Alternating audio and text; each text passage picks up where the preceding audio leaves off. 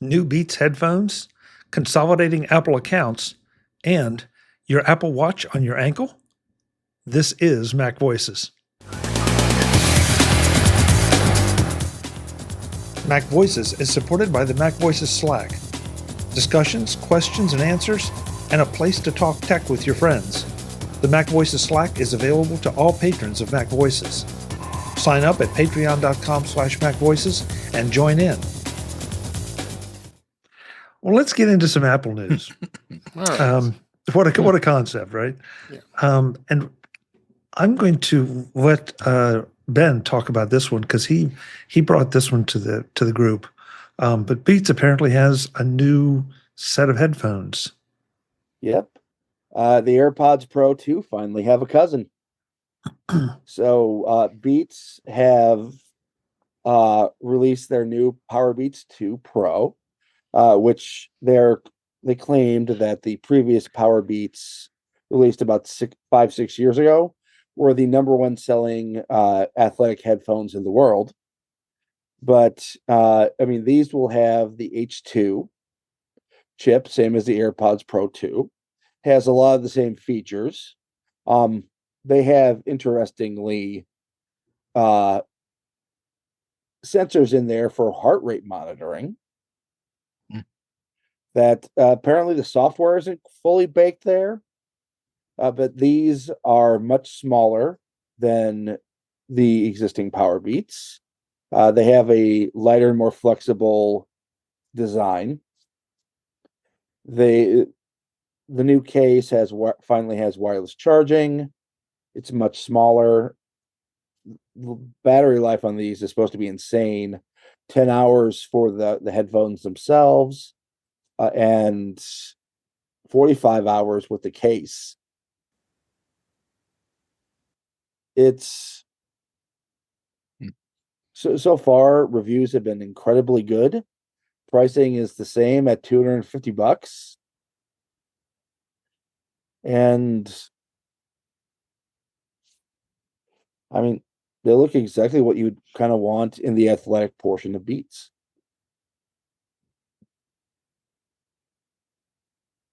I thought this was really interesting from the standpoint that this got something that AirPods don't have yet. That Beats got it first. But I think there's a reason for that. Because Beats is Apple's athletic brand. The AirPods are made for a lot of things, but they're not, they're not water resistant. They're not really designed for high level workouts. And quite frankly, most of the time you're going to be wearing, one of these. Where if you're doing workouts, and especially if you're lifting weights, you might not want to be wearing that watch. So this was really the perfect spot for that technology. I hadn't thought about it that way. Ben, you've got some great points. Is there anybody else here Beats owners, or anybody? Because I'm not. Anybody Beats owners other than Ben? Yeah, I've got a pair from years ago, the first version, and I bought them because I'd gotten to the airport without any headset or iPhones to listen to, or AirPods to listen to stuff with, and I was going to get on a plane and went to one of those machines and found them and paid for them out of the machines and used them.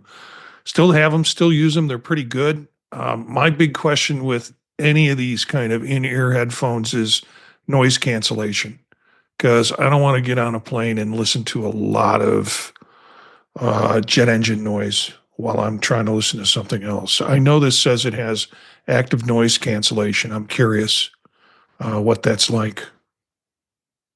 Supposedly it's the same technology that the AirPods Pro 2 are based around. But Ben, how well do they seal? I mean, I've never owned a pair of Beats, so I have no idea if that's a big thing for them. The way the AirPods, especially the Pros, seal. Yeah. They use standard size tips on those. In box, they include 4 different sizes from extra small to large.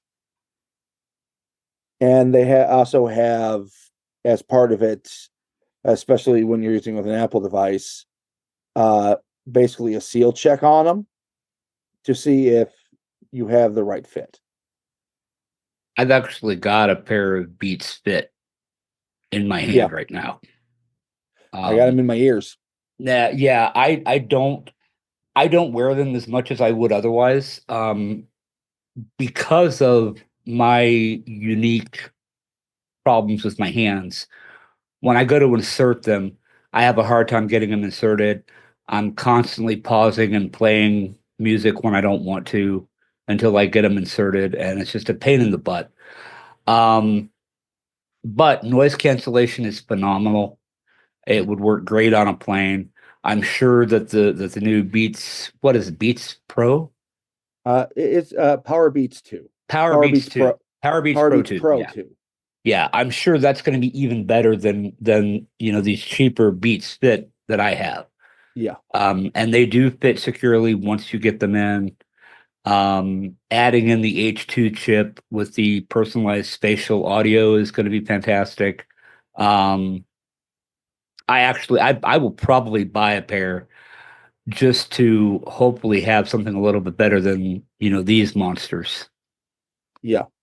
Yeah. I mean, to be perfectly honest, I would prefer a Beats Fit Pro 2, but more than likely these are going to be replacing these. Well, looking at the new one, what I like is that the stem extends up far enough that I think I could probably push those into my ear without pushing the button.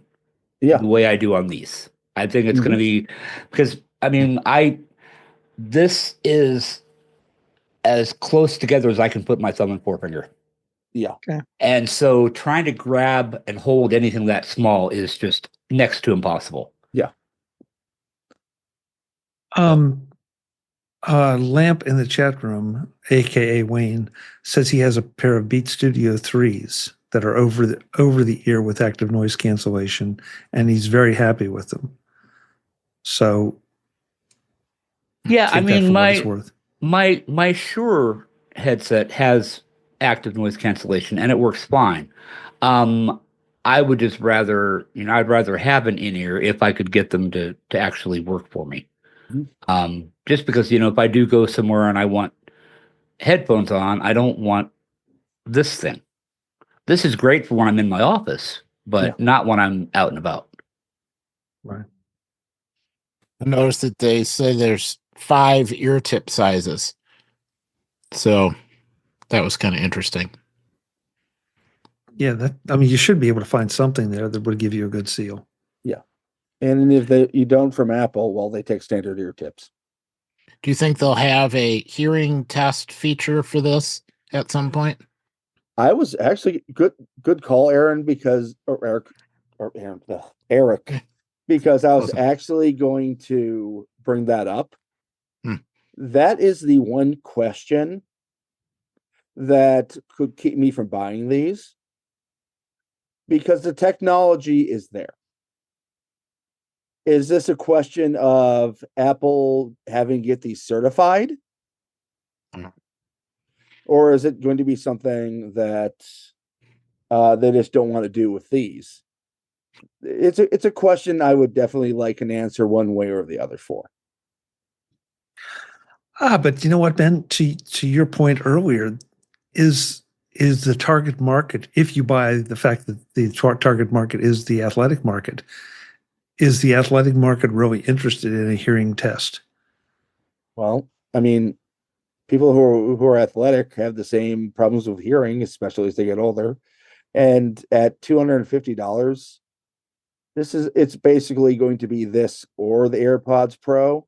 It's most likely not going to be both. Are you this is very unfair because, again, I don't feel like I'm a target market for, or one of the target demos for Beats. But are you paying for the Beats name to be stamped on there because of they're supposed to be cool, or are you paying for the tech? I don't know the answer to that question I'm asking. I mean, both. I mean, Apple definitely bought it for the brand,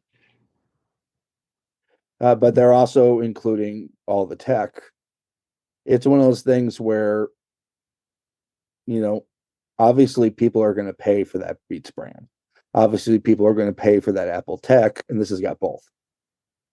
Yeah. I think Jeff stepped away because I've sort of lost track of our chat. So when he gets back, I'll see if he has anything else.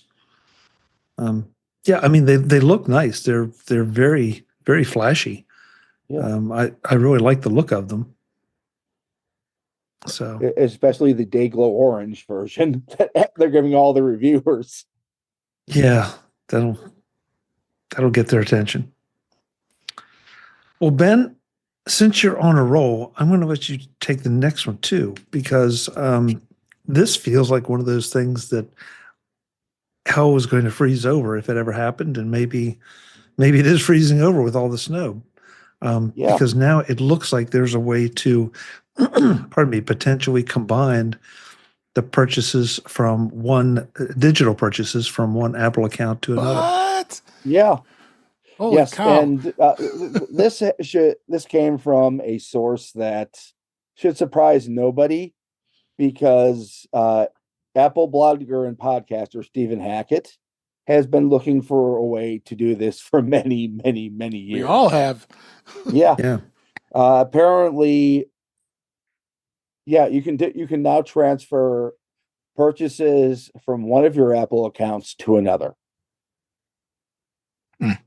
When can I sign not up? Only that, but there's an Apple support document that tells you exactly how to do it. Yeah, I checked the article, and when I saw that, it's like, okay, we need to talk about this, because this may be the story of the night. Yes. How many times have we said that this would never happen, and we've wanted it for years? Nice find. Yeah. Holy cow. Yeah, and if you're wondering if this is something that's just been around and nobody noticed it, no. It literally says at the bottom, published date, February 11th, 2025, aka today. Yeah. So, and I mean, in looking through it, it seems like it's a fairly logical process. It doesn't feel like one of those things where you sacrifice a chicken to try to get it to work. It seems like it. And in fact, where did I just see it? What happens during an account migration and how to undo it? I thought that was interesting, that there are instructions on how to undo it. Holy cow. The comments on the article are good too. Webb, you're unmuted. Sorry. I'll be back. I'm going to be doing this. So yeah. What I'm doing after the show. Yeah, I'm blown same away. Frustration. I had an old .Mac account that's been my primary email for years and years and years. And for some reason, when I got into establishing for the App Store and all that, they just wouldn't let me do that, and I had to go to a different email account to lock it in. Just frustrates the hell out of me. So yeah, I'm on a Gmail account for my purchases and my Mac account. I kind of gave in and just kind of circumvented the process and just started downloading all the free apps onto the Mac account, and then I just sign into the Gmail account. I paid for Final Cut Pro. I'm not going to spend another $300 for Final Cut Pro if I can't move it over. So I just kind of lived in harmony. I at least figured that out, because you can sign into your purchases account and then sign out and then sign back in with your other account, which in that case the Mac account, and at least get those apps that like Final Cut for me. So yeah. So I've got a strange request on this. We're going to be talking about legacy tomorrow, Apple legacy stuff on Old Mac Gang. And I think of it in terms of there's going to be a day I'm going to die, and I have about 500 movies that I've purchased through Apple. And when I go, can I transfer or have that account transferred over to my son's, or is it only kind of my account that I can transfer these between? I think it's only yours.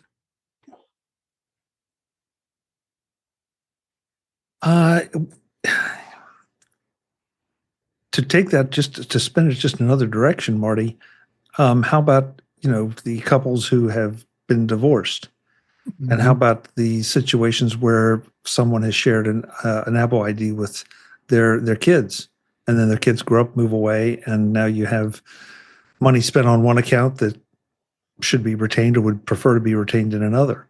So I didn't see anything here that says they have to be your accounts. It does say useful for people who have separate accounts for iCloud and for making media purchases. So we're going to hear more about this. Yeah. My only question here is, Apple, why did it take you this long for something that makes this much sense? 15 years at least. Yeah. I think it's longer than that. 20 years.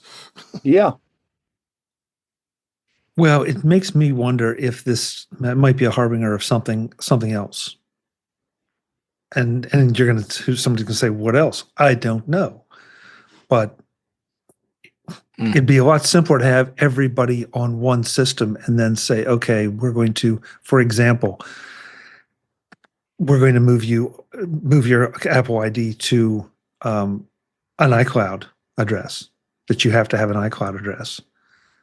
So if I have an iCloud address and a Gmail address like Dave that I'm using, okay, Dave, and Dave decides he migrates everything over to the Gmail account. Okay, Dave, from now on, your email, you're going to have to change your email to be an iCloud account. Well, in my case, I made the Gmail my primary account for years and years and years. I kind of just had the Mac.com address as just secondary. But I want to, we all love our legacy.mac account, .mac.com account. I want to still use it. I don't want to lose it. So that was when I decided. It was within the last year or two. I decided to just do what I explained earlier. So the nice thing will be now is I could just move it off and say bye-bye to the Gmail account for Apple. I don't even need it anymore. Yeah. Have any of you tried on kind of solving this same issue on my my Apple account, my Apple ID account, and I have family sharing turned on, and you pay an extra $5 a month for it. Mm-hmm. That kind of solves some of this cross-platform stuff or cross-account stuff. But I like you, I'd like to have everything consolidated to my Mac account. And it's probably more emotional than anything else, to be quite honest with you, because that was my legacy. So, but we've talked about it before. I have two phones, and one is one account and one's the other, just so I can keep track of it. And so in your case, you might want to keep it that way just for business purposes versus personal. Yeah. I was just going to say, Webb, in your situation, because you have one for business, one for personal, would you want to consolidate? Mm-hmm. Yes. Okay. Because I want all my billing in one place. So, but you're right. That does bring up a whole nother issue of how I handle the business side of my life. But being the level that I'm at in my organization, I get some privilege. So, but that's a little bit different. So, I would love to consolidate them. And I think I was in a drunken stupor 25 years ago when I signed up, and it made me do the Gmail account. It wouldn't take my .mac account for what reason, I don't know why. And then I called Apple and tech support and had some Apple One. Trust me, it's just not worth it. This could make. I had a really crappy day. This is the best news I've had all day. This is actually good news for me too, because I already started doing it. I moved everything the alternate way. I started downloading all the free apps, so it's now linked to my .Mac account, and just kind of somewhat abandoned the Gmail account, other than ones that I paid big money for. Yeah. So that's pretty much done. I've moved my Apple One subscription over that. Any subscriptions I have is moved over to my Mac.com account. So nothing is on that Gmail account anymore, other than whatever I had already purchased previous. Now all I got to do is, if there's anything in there I want to grab that and move it over to, if I miss something, or if there was another, well, for sure, if Final Cut now I can move it over and I can have it, on my Mac account. So it's actually going to be a little easier for me, I think. What about Mac apps that I bought on the App Store? Not iOS, but app. Yeah, like Final Cut Pro is a Mac app. I bought it on my Gmail account. At least this article says apps, music, books, TV shows, and movies that have been purchased on a secondary account can be migrated to the main account. Yeah. To a main account. Yeah. I have a crap load of movies I bought on my Gmail account. Now I can move all those over because I can't watch them currently unless I'm signed in with my Gmail account. Yeah. See, I had my set to my Mac.com account and didn't purchase a lot, but purchased enough of stuff. And then somewhere in the new renditions of new phones or whatever, Apple said, whoa. You've got to come up with a different account for your purchases. So since then, I've put everything under the sun on my Gmail account. And so to have to reverse all of that back to a .Mac account, it's all going to be a lot of shifting. And frankly, the only time it comes up is when I'm starting a new system or getting a new laptop and want to load stuff. And it's like, oh yeah, there's that one or two items. I think I have things on my Mac.com account. And so it's like, okay, I got to open that up. Then I got to download it. Then I got to close it up. And then I can keep running everything through the Gmail. So. Interesting. Great Interesting. News. This is. I mean, and the only thing I would say, because everyone here knows that I'm paranoid, I will wait and watch Webb and Dave and let them take the arrows first and see how it goes. Well, I can guarantee you're going to hear more about this in the next episode of In Touch with iOS. Yeah. I'm glad to take one for the team here. Yeah. Okay. Well, tomorrow. Yeah, let us know, because this I have not. I mean, Ben gave me this, like just a few minutes before the show started, so I haven't really even read the discussions yet, or the actual Apple instructions. So I'll be anxious to see just what the results are, since it's so fresh and new. Jeff is back, and I wanted to make sure he got a chance to make his point from the last story about the Beats headphones or earphones. Jeff? Yeah. I actually read Engadget's review, and they addressed that. Apparently, the hearing aid and hearing test tools are not coming to the Powerbeats Pro 2, at least not initially. But the hearing protection is available on the earbuds. Now, that being said, there are other apps out there that can do a hearing test and then tune the adaptive EQ so that it makes accommodations for any hearing problems you might have. I can't remember what the one was that I used way back before Apple came out with their own, but there was another one that you could use, and it should work with the Powerbeats Pro. You just won't have the hearing aid compatibility like the newest AirPods Pro have. Thank you. Just a little more information to stack in there. Yep. All right, well, we're going to go from your ears to your ankles. Oh, God. Just How watch. why and how to wear your Apple Watch on your ankle. You found a good one here. I saw that too, and I'm sorry, but I'm just not agile enough to lift my foot up and read what time it is. Does Apple Okay, even promote this? I don't think so. Well, apparently it is a thing, and I'm not quite sure why it has just caught the attention of everyone. But some people claim that they get better step counts or more accurate step counts. Excuse me. I can't imagine, needing an accurate step count so badly that I would try to strap my rather expensive Apple Watch to my ankle. But it does make sense for certain demographics. Not my big ass. People that want to measure their steps. People who want to measure their steps on a treadmill, because you're not swinging your hands back and forth usually when you're walking on a treadmill. Also, people who go running while they're pushing a stroller, or even just going for a walk while pushing a stroller. Yeah. Again, you don't have the swinging motion of the hand, and so the steps don't register. That said, it does kind of look like you're wearing an advanced ankle monitor. And I saw in one of the articles, a woman said that she had to tell people numerous times, no, I'm not under house arrest. I am allowed to be out. I want to get one in blaze orange. Doesn't the Ultra, you can get a blaze orange band for the Ultra. Yeah, I haven't thought about putting it on my ankle though and going out. That's perfect. Yeah. There's two problems with this for me. First of all, the first problem is getting on a treadmill.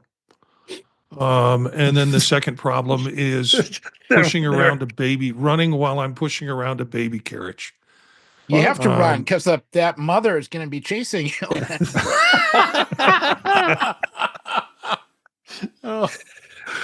Kind of like when I ate the kids' meal at McDonald's the other day. It was okay, but man, that kid's mom was not happy with me.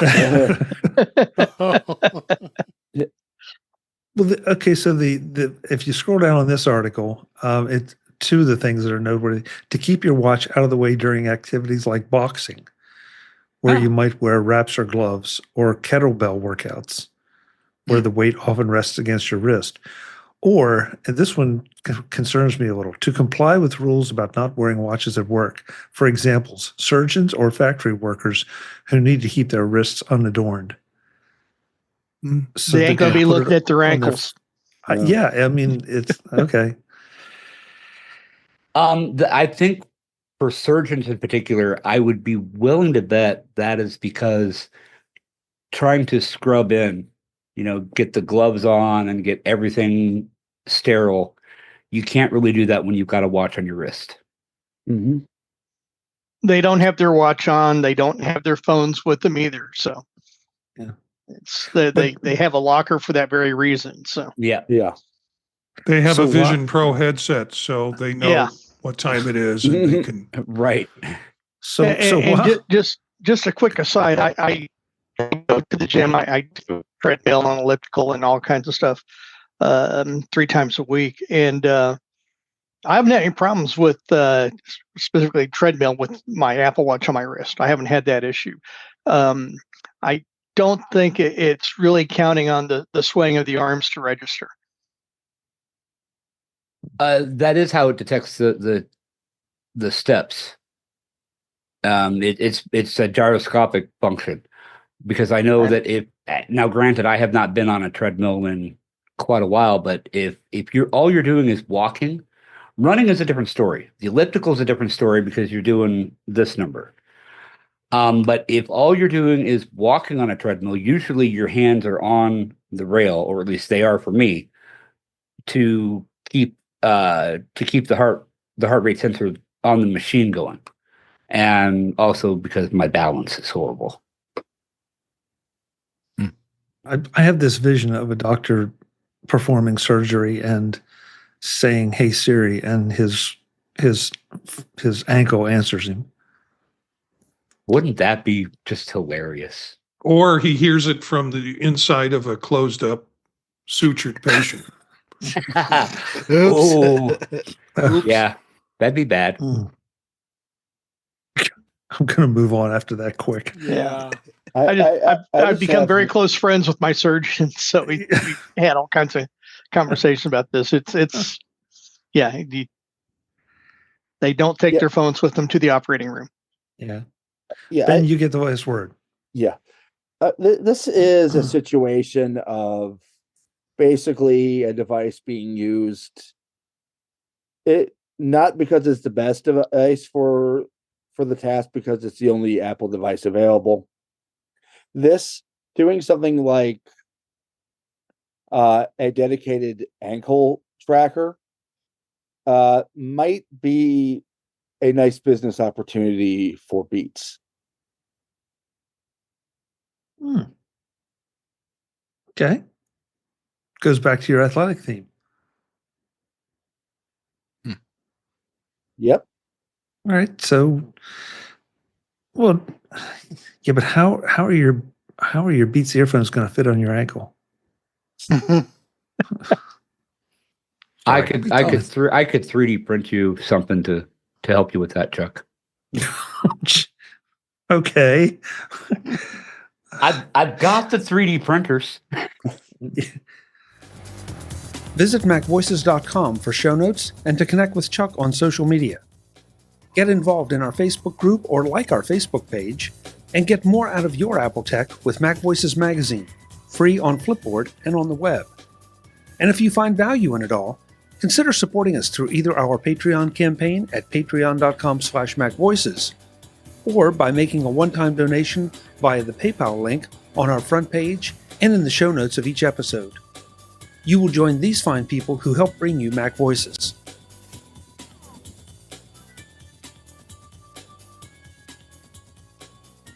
Advertising handled by Backbeat Media at backbeatmedia.com. Bandwidth provided by CashFly at cashfly.com.